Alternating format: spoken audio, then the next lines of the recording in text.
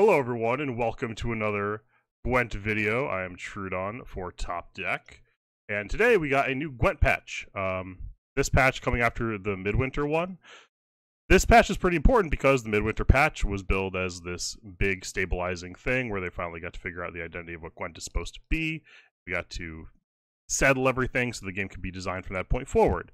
It was an abject disaster. It didn't do any of those things. So now the makeup patch needs to be pretty good, or at minimum, show some effort of moving in the right direction towards making some forward progress on understanding what you did wrong previously and get the game to a spot where people actually enjoy playing it, because that is not the case for most people right now.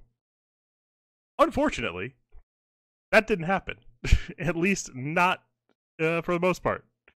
As we will now go over with the particular changes.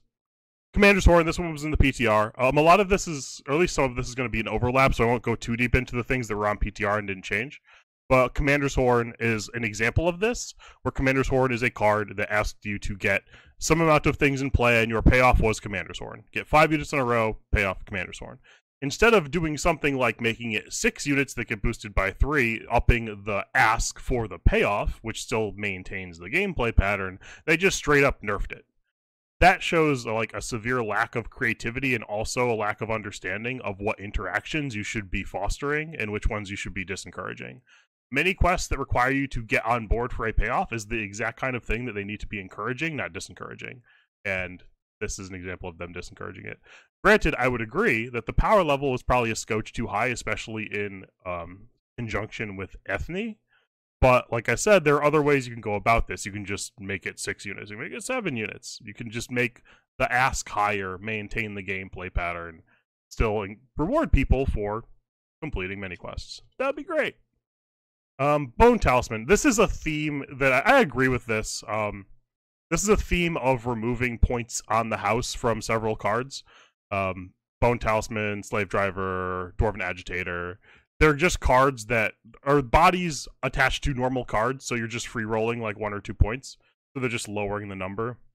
Bone Talisman in particular, whenever you played this card, it was alongside the dude that fetches it, whose name I forget. So you're already getting 2 free points from that. Getting more free points from Bone Talisman was compounding things in an unnecessary way. This is completely understandable. The Glaces, whatever. Yorvith Meditation, we talked about. This is a good change. It gives this card some level of interplay, as they explain here. This is where this is a red flag. Now, I just talked about removing points on the house is a good thing. Slizzard does that. But, problem, the reason they give for nerfing it is that it was played in all monster archetypes, and it was because it was played too much, it needed to get nerfed. That's a really, really, really bad reason. Mainly because the entire point of a card like Slizzard is to increase the consistency of the monster faction on the whole. Like, it's supposed to be played in every deck. That's literally the point. That's exactly what the card is supposed to do. It's working as intended. And we saw shades of this before when they nerfed Foglit for having a 100% play rate in Dagon decks. Like, yeah, that's supposed to be like that. That's on purpose. I don't know why you have a problem with that. So, while I actually agree with this change, like Slizzard should probably like be smaller, the reason they give for it telegraphs a really problematic design process, the fruits of which we will see later down this line. Monster's Nest. This is just like a little bit of a balance tuning thing. I think that the number on this should be 2, but that's very much debatable. Like, this is definitely a big hit to Monsters, a faction that you could certainly argue doesn't need a hit. It, like, the Consume archetype does, but there's really no other playable monster deck, so hitting Monster's Nest seems weird. But this is pretty marginal. I would have made it 2, but that's kind of whatever, so. Slave Driver, just removing points in the house. They talk about it here. Summoning Circle, the long overdue change of not being able to duplicate spies. Although spies still have the binary exchange of when you play a spy, your opponent can only play a spy and nothing else matters and there's no other gameplay. It's just a binary if-then check. So I don't love that gameplay pattern, but at least we're like kind of making forward progress on that, so cool with it. Shani just getting points.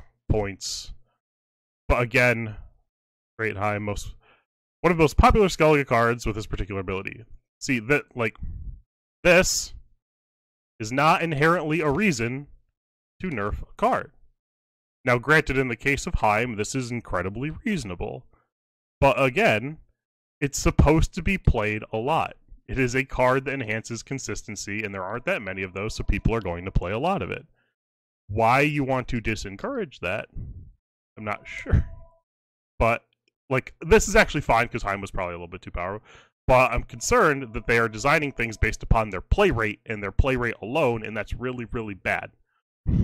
Because you're going to, like, think that underplayed things should be buffed, when maybe they shouldn't. Maybe they'll just get support in a later patch. Or, like, highly played things, as is the common case, are overpowered when they're not. They're supposed to be highly played. That's like the point of the faction. So, not great. Dwarven Skirmisher, this is like the obvious change, just make it not strengthened so it doesn't compound with Poly anymore. Although Poly still exists, so if you hit a Skirmisher with Barclay, you still kind of get the same effect roughly. It's still a little bit weaker, but not really stuff you want to be encouraging. Whatever. Staleford's Tremors, this is the other troubling one, especially for the reason they gave. So, obviously, Ithlin Tremors is a problematic interaction. It's worth, like, way too many points, as they detail here. If you have 12 units, it used to be worth 38, and now, assuming they have a 1 and a 2, now it's worth 26. And they acknowledge that this is still, like, overrate. Like, this is still problematic. But they're like, we couldn't think of anything else to do, so... Which is, like, wildly lazy. Like, you acknowledge that, yeah, we probably should have changed Ithlin, but, like, we couldn't think of anything, so we're gonna leave this problematic interaction in the game still. Like, what? Are you joking? So, yeah, like, Ithlin lost 12 points. It was like 20 to 30 points above rate based on situation. It's still going to be a thing that gets played. It's still a problem. This change does almost nothing. It makes it worse in short rounds, which helps. So that's like a thing. But, like, on a power level basis. But again, like, just the fact that they had a problematic card, understood what the problem was, and then changed the other card that wasn't a problem because they couldn't think of a solution for the card that was actually a problem is mind-blowing. Is completely insane. So that's really troubling. That, like, after a month like this, you just had a disaster patch, a complete catastrophe patch, and then you have, like, all this time to make up for it. And one of the most problematic cards that came from that patch, you just say, we couldn't think of anything. Really? Really? So, like, this is wildly inexcusable. It doesn't address the problem. They acknowledge it doesn't address the problem, and their excuse was, we couldn't think of anything. So, this is a massive issue. Dwarven Agitator, just getting rid of points on the house. Mock'em Guard, they're just, like, reverting, like, switching the numbers, so the boost is the more important part. I'm cool with that. Like, cards being good at the thing that their ability says is fine. That encourages using them for what they're supposed to be used for, instead of just, like, piles of points. And removing points on the house. Doppler, again, is also removing points on the house, because when it was organic, you could use it with Herbalist, which just made it bronze card plus 3 points. Not really where you want to be. I talked about Siri Nova. I'm actually reverted my position as to thinking this is a buff. It is actually a full nerf. But again, it was because Siri Nova has seen a lot of play. Yeah, it should. It was a really cool deck building puzzle that rewarded people for doing something unique that hadn't been in the game so far. You should encourage that. That's good. That's fun. You don't nerf that. This card, like, it wasn't even busted because there were so many reactive cards that, like, blew it out. You could argue that because of the dynamics of coin flip, this card with Last Word was problematic, and any giant gold, with as long as Last Word being as important is going to be problematic. But that's not a problem with Siri Nova. That's a problem with how, like, play, draw, and breaking serve in the game works. And granted, it's a much bigger problem to solve, so if you want to band-aid this, sure. But I would, like, acknowledge that. Don't say, it was played too much. Just ridiculous. And now, we get to one of the more egregious changes that is new to this patch that was not in PTR. Berserker Marauder will not trigger if the unit is both cursed and wounded. The reason given is we felt that this card's ability triggering twice made it slightly too powerful, hence the adjustment of how it works. This change will not affect many decks like those running bears, which do not wound themselves. This is, like, completely ridiculous, because Berserker Marauder was one of the few cards in the game that had a dynamic value that changed based upon how you built your deck and how you played the round and how your opponent interacted with you. If you played Berserker Marauder with, like, Beastmasters and Light Longship, you got to play the Beastmasters, play the Light Longship, and your opponent didn't kill the Longship, you got paid off for it because later you play a Berserker Marauder after damaging all of your stuff. That was a situation where you built up a board, your opponent had a window to interact with you, and if they didn't, you got a payoff. That's exactly the type of gameplay you should be encouraging. Now, all that happens is you play Beastmasters and, like, whatever other cursed unit, and then you play your guy. And then it's worth points. Just a pile of points. And that there's no gameplay to that. There's no decision making. There's just you play it last and it's worth a bunch and sure. And like I just have no desire to play this game now because one of the few gameplay patterns I enjoyed was playing the Cursed Skellige deck with Berserker Marauder, where you like set up you set up your shop, and if they don't get out of the round or they don't interact with you, you get to play your big Berserker Marauder. And that was like a cool gameplay dynamic. Now that doesn't exist. It was one of the like 3 that still did, and they killed it. So this is again a huge telegraph that they just do not understand what makes their game fun. They like have no concept of the interactions they should be trying to encourage and the other ones they should be trying to disencourage. There's like absolutely no concept. They're just designing on a spreadsheet where like, this deck's too good, we'll nerf it. This card's too strong, we'll nerf it. Like they're not thinking about this through like gameplay, and that's why the game has no gameplay. They're just trying to fix numbers and win rates and play rates and making everything the same number, and then everything will be perfect, and that's not how games work. Games are supposed to create an experience for the player that they enjoy and want to keep doing and feel rewarded for. When there is no cost, when there is no risk, when you're not asking them to invest anything, when you're not asking them to complete any mini quests, when you're not asking them to do anything, none of that exists. It's not enjoyable. They're not getting paid off. They're not being rewarded for playing the game. They're just like putting cards on a table and like whatever happens, happens. And that's just like really uncompelling.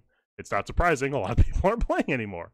So instead of getting more cards that function like Berserker Marauder that ask you to do things and then get a payoff, they removed one of the like 3 things still in the game that do it.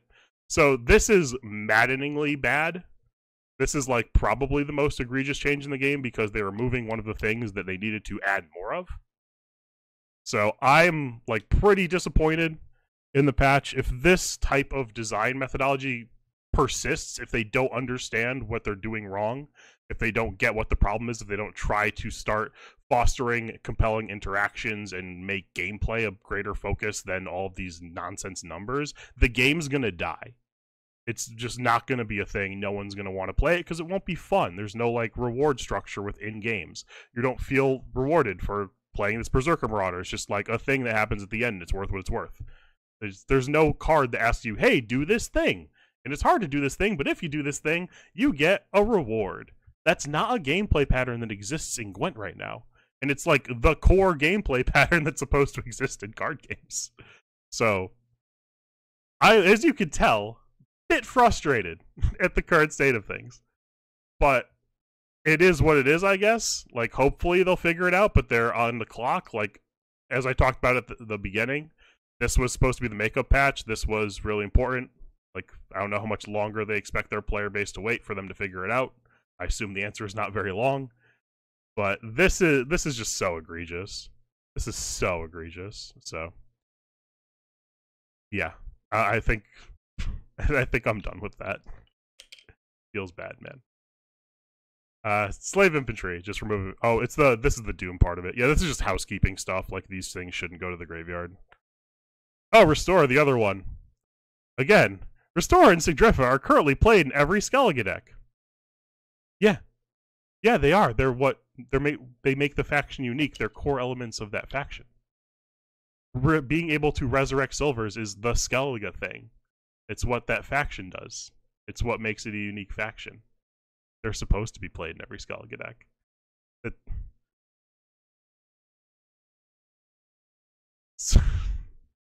So again, problematic. And then the change they decided to go with, unit resurrected via restore is now doomed. I went over this in the previous video, why this is like wild dumb. But it just punishes you for like playing with the other cards in Skellige this card should be interacting with.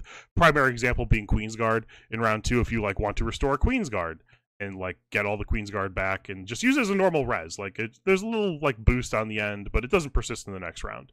That doesn't work now. Like it's not like you get the base Queensguard back in round 3. You don't get the Queensguard back, it's doomed. You just like don't get to play that. This card is actively bad in one of the archetypes it's supposed to function in. So that's like really bad like design of a card. Just doesn't do what it's supposed to do. So I don't love that, both on the metric of, yeah, dude, they're supposed to be played. That's on purpose. That's correct. And also the change they decided to go with makes the card nonsensical. It just doesn't do what it's supposed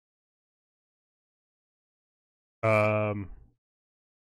Wait a minute, what did Ointment change? Old ability, choose one. Heal an ally, randomly split 5 boosts between allies, or resurrect a bronze unit with 5 power or less.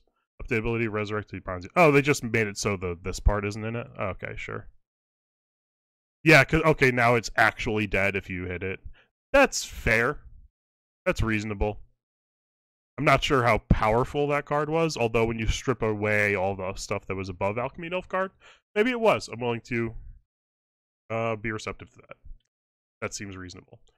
Tursich Veteran.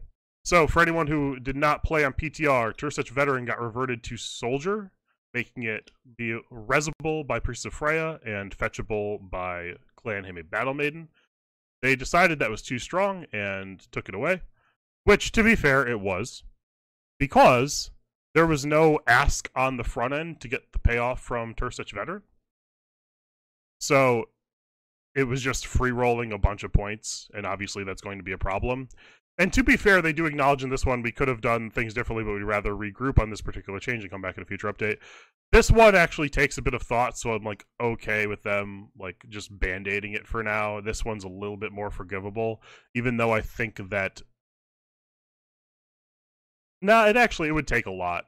There's a lot of testing to go through. But the way you fix this card is by asking you to do something in order to have the ability trigger. Like, get a certain series of things in play, and then it triggers, not just you trigger this. So that gives your opponent a window to interact. You have to do things first. It makes it so the payoff is still high, and that's fine as long as you're like incurring costs to do it. So I guess I'm like kind of okay with them band-aiding this for now, although in the not too distant future, I would like to see something that maintains this card's design, but just asks the player to do a thing first in order to get the payoff, and then change the numbers, however you want to change the numbers. Avalok. Avalok is doomed now. This just like makes it so you can't mill people out incidentally. This is good. Mill is not really a thing that should be in Gwent. This is not a thing you can interact with outside of adding more cards to your deck, which is unfun. The height, like, in Gwent, the ability to thin as much as you can is unique to Gwent. It gives the game a unique level of consistency, and that's attractive to a lot of players who enjoy having agency over the game. That's a thing they should be trying to preserve. You shouldn't be punishing that, and this is a step in the direction of not punishing that, so good one. Good one. Imperial Enforcers. So, these got reverted. These no longer deal damage for every disloyal unit in play when they initially come down. I'm not sure how much this will affect how problematic Nilfgaard Spies is. It's certainly a power decrease. It helps restore the gameplay pattern of these being inevitability you can interact with. That's good. Although, the iteration that they just were was so far out of line that it's easy to think that, hey, these will be reasonable when these were a scourge forever. So these could still be problematic, but I guess it's like the next step down to see what happens. I get it. So we will see if Nilfgaard is problematic. It still has a bit of a consistency edge on the rest of the field, especially when they're nerfing stuff like Slizzard. But I think that this is a step in the right direction. We'll see whether or not it's enough, but it's good enough for now. Joanna now heals all the things. It's no longer restricted by like bronze, silver, or whatever. It just heals a thing and then boosted by the amount. Joanna is still kind of a bad armorsmith. It's like not, the payoff just isn't there for it. Like if it's strengthened instead of boosted, I understand that that's potentially problematic, but again, like your opponent could know you have Yuana and you like damage a thing a lot and it's very easy to kill and kill it. Get to Yuana. There's like gameplay involved there, and if they don't interact, you get to punish them with Yuana. So this card doesn't really have the ceiling, like the fundamental gameplay pattern of it's just a bad armor smith is still there. I would have liked to see something else, but I guess this is like a step in the right direction. This is actually a good one. Champion of Hove. Bad change on the name. Don't agree with that. No longer Champion of Champions. But just being able to duel anything, that's good. It's just removal now for Skellige that you can potentially recur with Restore, not Sigdrifa, because he is not a clan unit. Also, that's the other way they could go about, like, if they want to make Sigdrifa and Restore less ubiquitous, the way you do that is making it so they don't res everything. Like, make more things like Champion of Hove that aren't clan units that Sigdrifa can't res, but Restore can. And maybe Restore is good in some decks, and Sigdrifa is better in other decks. Like, that's how you would want to handle that balancing. But, whatever. So, yeah, this card's good removal now. I like it. Treason. So this is the opposite end of the balancing cards based on play rate. This card's old ability caused it not to see much play. Correct. Not right now. This is a problem that has come up multiple times in Gwent, where a card isn't being played like right now, and they're like, oh, that means this card is useless, we should completely change it, instead of thinking, okay, it's bad right now, but this has synergy with things we could potentially design in the future, and it would be good to have this card around to help further an archetype we may come up with later. Treason is a good example of that because it's only good with a particular set of disloyal units, so maybe later in the design cycle, you make things that are good with Treason. Like, just I don't know why you would just remove this effect from the game and cut yourself off from that. It's like, sure, you can add it later, but like, what is this adding to the game? You're just removing cards for what reason? Is the question. Like, why did you remove Spear Tip? Why did you remove Drum and Shield Maiden? Why did you remove Treason? Like, what is the upside on this? What are you gaining out of this? And especially in the case of like Drum and Shield Maiden and Spear Tip, the answer is nothing because they made them unplayable cards. So I would just like them to chill and understand it's okay for cards to not see play. That's like, it's fine, I promise. It's like an okay thing. Don't worry about it. And then like if you want to make synergies for it later, or maybe it'll like happenstance fall into an archetype later, that's cool. That's a common theme in Magic.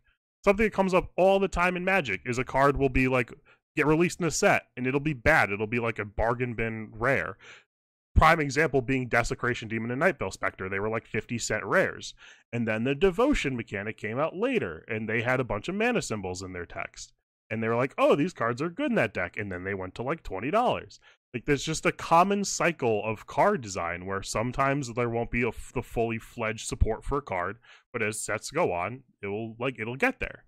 And it's okay for that to be a thing. And even if it never gets there, that's still okay to be a thing. It's okay for, like, not every card needs to be played the same as every other card.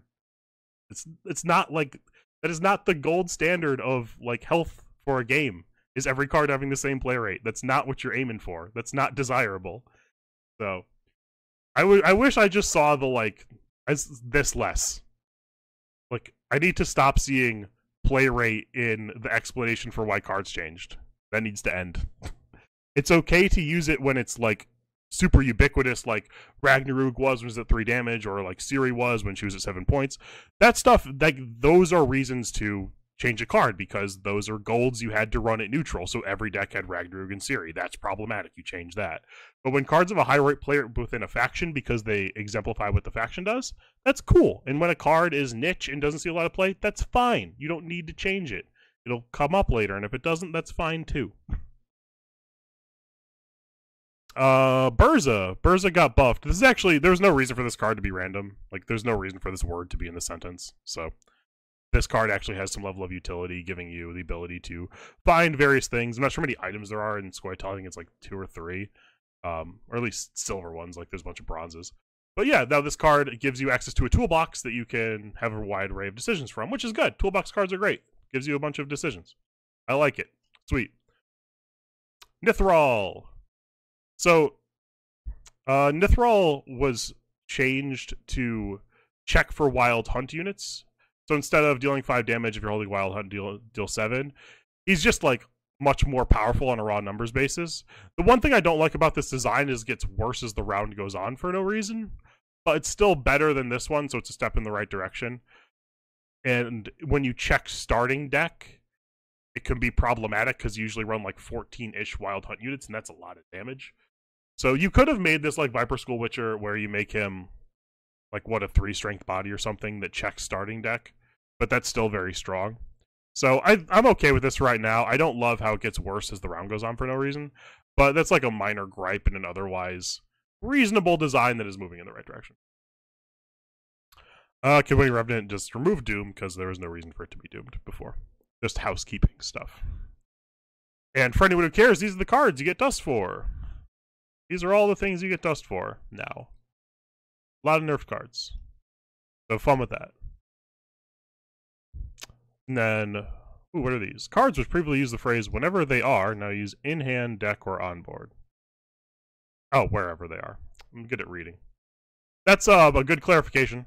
I like the templating changes because the templating in Gwent has been notoriously problematic for a long time, so it's good to see some forward progress on that. That's good. That is genuinely positive. So, sweet. And then these are just like the 1 number changes, kind of reiterating all of the stuff we just read. So, my overall takeaway from the patch is that not only did it not change a lot of the fundamental things that were problematic with the game, it kind of exacerbated a few, namely with the Berserker Marauder change. So maybe like I'm not incentivized to play the game right now. I don't have any desire to play Gwent. They killed one of the archetypes that I enjoyed playing. One of the sources of enjoyment I derive from this game now is not a thing. They just took it out of the game. For what payoff? Like, for what reason? Because Berserker Marauders was a couple points too high? Like, make it smaller. So, yeah. Hope you guys enjoyed the video. I hope you enjoy the patch. Even though I'm not sure how you could. But I hope you do. I genuinely hope you do. And I will see you guys next time for my next video for Topdeck. Have a good day. I will see you then.